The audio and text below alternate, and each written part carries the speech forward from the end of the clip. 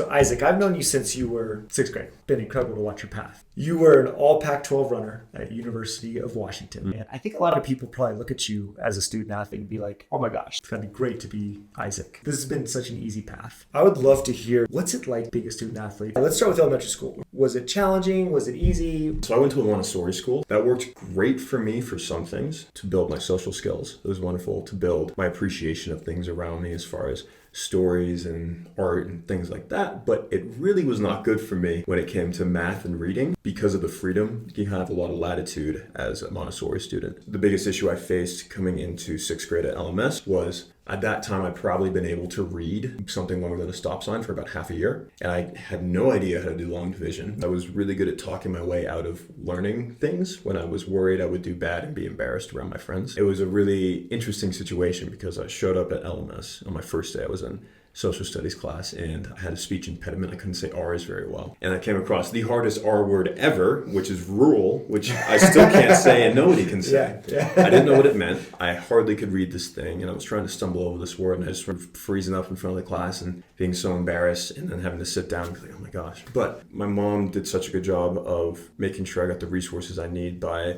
talking to my teacher and saying, hey, can you read? No, he can't read. All right, we have to work on this. So working with her and then working with people like you really changed the game for me. And it made it so maybe I wasn't the best student, but I would work really hard. And it changed my view of education from this is something really hard that I don't want to do and I'm not very good at to this is something that I really need to focus on and something that can challenge me. And just because I don't get an A or just because I don't get a B doesn't mean I'm not learning. And it changed the focus from getting a grade to understanding the concepts. Obviously, sometimes you need to get a grade, but it's more important long-term to understand what you're learning as opposed to performing on the test. You said you were really good at what we call playing the game. Just like you could show up and people thought you were learning when you weren't actually learning. What did that look like? I have been very good at memorizing things that I hear. I attribute that to audiobooks. So in Montessori school, what would happen is the teacher would read a section of like a little paper, a little poem or whatever, and then you'd both practice reading and then read it back to them. So I would sit there and I'd memorize it to the point where I could understand what it's supposed to sound like and pretend it was short enough that this was possible, like maybe half a paragraph.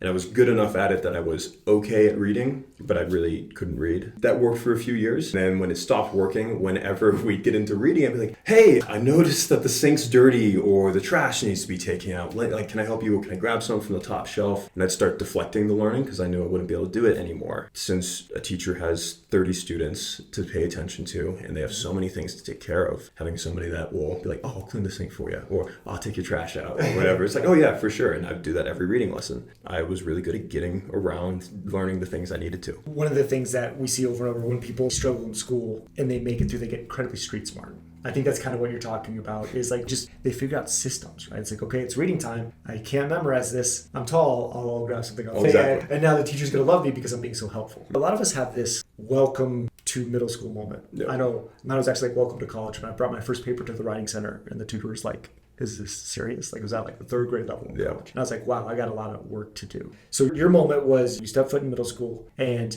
you just don't realize how far behind you are. Mm-hmm. What was that like? What was going through your head? For me, there are a few things, but the biggest one was in LA class. We had spelling tests and vocab tests. I aced every vocab test and I failed every spelling test. It was so clear that your memory was so good and your reading was not there yet. It was so eye-opening for me because I was looking around at all my peers and I felt so incredibly far behind and I was so embarrassed by that. I remember pretending to think it was really funny that I got an F on the spelling test and it was like the 3rd time I got one. I was like, oh, haha, you got another F, because I was so worried that people would think I was an idiot. And I didn't know what I was doing. The only way to get around that was trying to embrace it, even though it wasn't necessarily true. One of the teachers pulled me aside after class and goes, you realize it's not funny when you get these grades. And I was like, I know, but whatever, because I was just a middle school kid. You're so self-conscious about it. You might as well deflect it. And I wouldn't have done anything about it because I was 11 years old. And my mom, who worked at the school, heard about it from the teacher because obviously they worked together. And she sat me down and was like, we're going to have to work on this. We're going to have to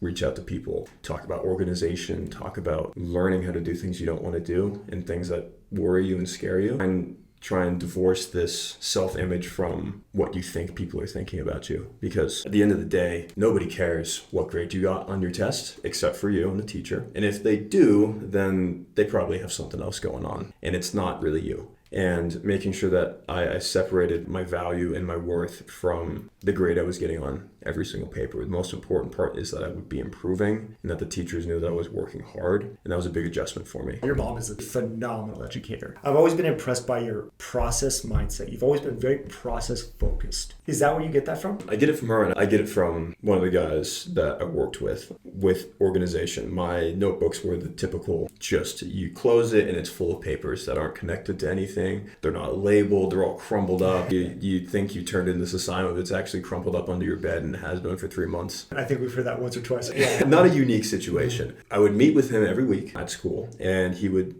say, like, let's see your notebook. And it was not, I'm your teacher and you're this little kid in elementary school. It was like a man-to-man conversation of, you need to be doing this. This is your accountability. Even if you're failing every single test, you can control these things. My coach in college would say, there are two things you can always control in distance running. It's your attitude and it's your effort. You might not perform well, you might be hurt, but that doesn't mean that you can't have a good attitude about it and you can't put in a lot of effort. And it was that doing things that I have complete control over. I can always make sure that I make my bed in the morning. I can always make sure that I organize my papers, even if I didn't do the paper, even if it's a terrible paper, I can make sure it's in the right spot. And building that routine and building that mindset of controlling what you can control and working hard on what you can't. What he was doing was executive function coaching. We didn't have the term back then, but it was like, okay, let's go through your assignments. What are we missing? Let's organize your stuff. Let's organize your thoughts, because you've always had just these incredible thoughts. But if I remember correctly, they were kind of all over the place. All over the place. But you worked on these habits and these teams and these systems, and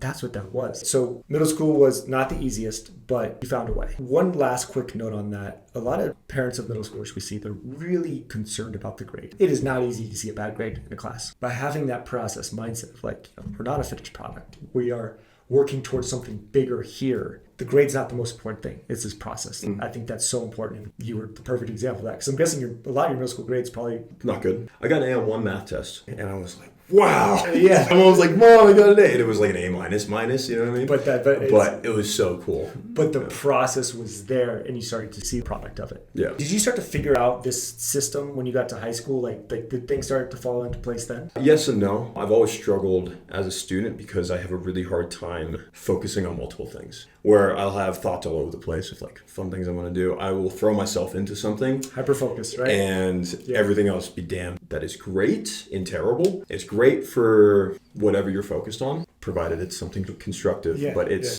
difficult because some things will fall to the wayside because you just don't particularly, it's not that you don't care about them, but you don't. Yeah, and one of the things you hear about people who struggle in school who actually end up doing really well in life, I think it's like 50% of our CEOs have like ADHD or dyslexia or some kind of challenge growing up. And even the other 50%, I'm guessing there's something there as well. They talk about they're used to failing in some capacity. They're process focused, but also school rewards you for being pretty good at 6 or 7 different subjects. Or in college, 3 or 4. Real life rewards you for getting really good at one thing, getting in deep to it. And then of course you need to continue to hone your skills and build routines around things you don't love. But real life rewards you for this focus thing you're talking about, like getting really good at this thing. Mr. McSwain is somebody I talk about probably more than I have any right to. And the reason for that is he always instilled in me the importance of respect of what you're doing and respect of people around you and respect of yourself. He was saying you don't have to like somebody to respect them, but it's really important that you respect everybody. That's what was most important for me going into high school, because if you don't like your teacher and you don't respect your teacher,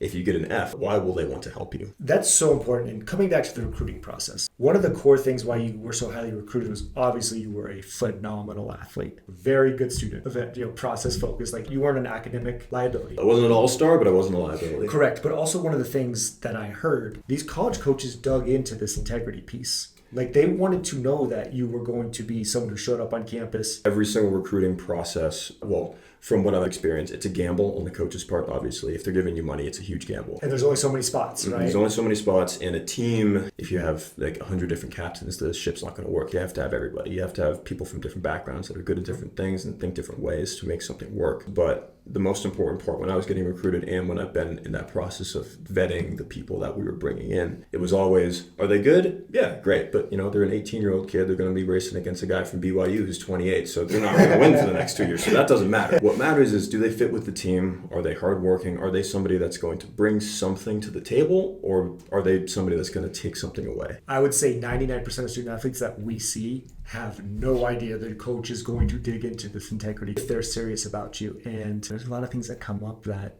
people aren't proud of. Yep. Right? And I was an idiot high school kid too. I've done so many things in my life that I'm not proud of. But knowing that going into the process and that kindness thing, I think nobody really talks about that. I think that's a huge piece. It's really important. You need to be somebody that will bring something to a team. One of the things I'm fascinated about with your story is that you were a very high level Pac-12 athlete, but you also struggled with these organizational things growing up. When you're a level of that caliber, how did you balance school, athletics? I wish I could say I was balanced everything perfectly. It was really good. I wasn't. I messed up a lot. I got in a lot of bad situations. Nothing catastrophic school-wise, but I made a lot of mistakes. Letting people down that I really valued, or submitting something and then going, I could have done better on that. And it's not something that I thought about that week or that year even, but looking back, even in high school and definitely also in college, you can be so single-minded about what you're doing. Every single decision was, I need to pass this test, but it's more important that I run fast in this race. I need to study these flashcards, but no, I probably don't really need to study these flashcards. I need to stretch and I need to sleep so I can,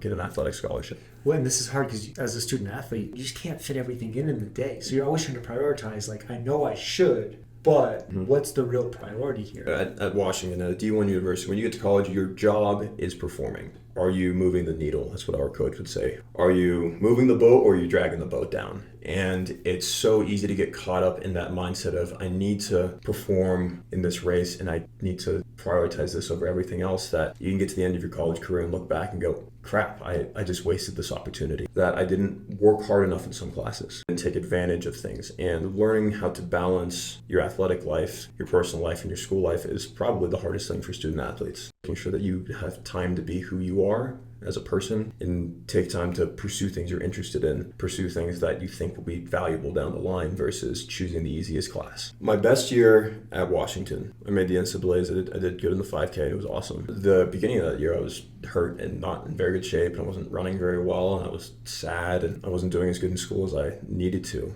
And I was lucky enough to be living with 3 of my best friends. I'd come home, I would have bombed a workout or not done it great on a quiz. When I walked into the house, nobody was talking about running. It wasn't talking about school. It was just like, hey, I saw the weirdest thing happen with this raccoon today. And it allowed me to, kind of table everything else for a little bit. It showed me the importance of taking time off from things and making sure that no matter what's going on, you reach out to somebody and talk. That doesn't mean that you have to ask people for help or really open up all the time, but it can be as little as sitting down with one of your friends or just watching a show and just enjoying being in the presence of other people, enjoying what was going on. And it made the pressure on everything else go down, which allowed me to do better. I have had one of the best coaches probably in the United States. And his entire thing was, you can only be on the razor's edge for so long. And the razor's edge is when you step up, you're on the starting line of the race and you're looking right and left and you're like, I'm gonna win. Even if it's not true, even if you're looking at a champion, you're like, he's got it on me, I got this, whatever. I'm gonna beat him, I'm gonna lap him. But that is a huge investment of mental energy. You have to be very confident to be in that space, and that is not possible to be all the time. What I'm hearing you saying is the fact that you took time to put yourself out there with friends. That's what I hear, is that it helped you, weirdly enough, on the track because you had something that filled your bucket in a different way. Yes, it's no longer life or death. And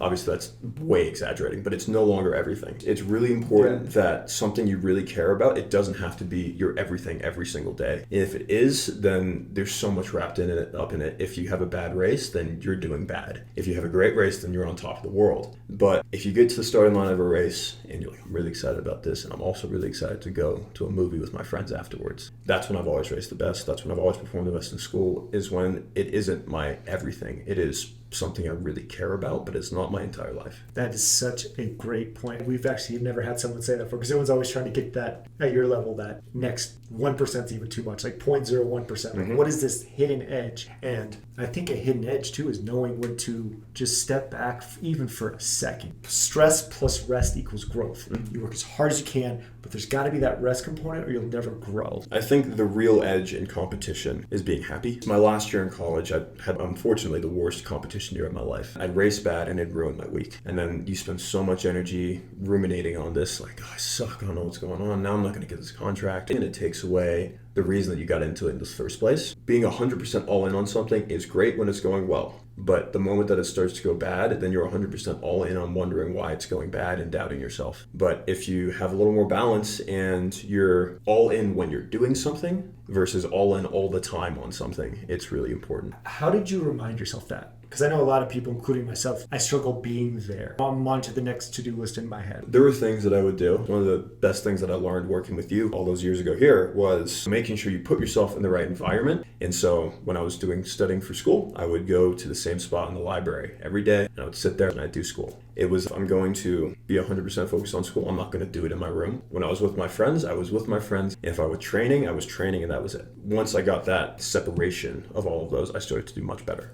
And then when I started to do bad, it's because I was bleeding everything together again. I was working at home, I was running with my friends, and just it mixed everything up so much that all of a sudden there was no separation and no place where I could go where I wouldn't be doing all of those things. Yeah, I mean, you're hitting on all the productivity research. Like if you use a space for productivity and productivity only, you're going to get very productive in that space. If you're disciplined enough to stay off your phone, you're going to get through things twice as quickly and do them well and have time with friends. And the discipline thing I think is incredibly important. If my phone's there, I'm going to look at it. If I'm sitting in a room with my friends talking about something, I'm going to listen to them. If I'm going to be working hard on something, I have to make sure I don't have something that will take my mind away. I'll put my phone in a different room. I don't need to look at it for 20 minutes. Just removing the opportunity for those distractions. It's like when you go into your bedroom, you sleep in your bed and that's it. You might have a book next to your bed, but once you're not sleeping, you get up and leave your room if you have the opportunity to. And that's the number one complaint we hear from students, college students, and also student athletes is I can't focus in my room, I can't focus on my homework, and I can't fall asleep. Yep. It's because they're not separated. Get it done and you'll actually have twice as much free time. Yep. Is there anything that you think would just be a valuable insight for someone who's about ready to make this jump to a college athlete? So I would say this for college athletes and just people going to college in general. Take time to enjoy the moment that you're in. One of my biggest regrets in college was not doing things that I really wanted to do because I was so focused on something else. Obviously, to do something and do something well, you're going to have to make sacrifices, but that doesn't mean you have to sacrifice everything for this one thing. You need to make sure that you have balance, and you need to make sure that you take time to be yourself, because, you only have so much time with these people. You only have so much time in this experience, whether that be joining chess club or watching movies with your friends or going to a campus event. You're really hitting on the stress plus rest equals growth thing. To be at the level you were at, you have to work insanely hard. And then not beating yourself up when things don't go your way. Maybe I did everything right today, just wasn't my day. So many great insights, and I know you downplay it, but you were a very, very special student athlete. So thank you so much for your time and sharing this with us. Yeah, and thanks. It was pretty cool coming back here.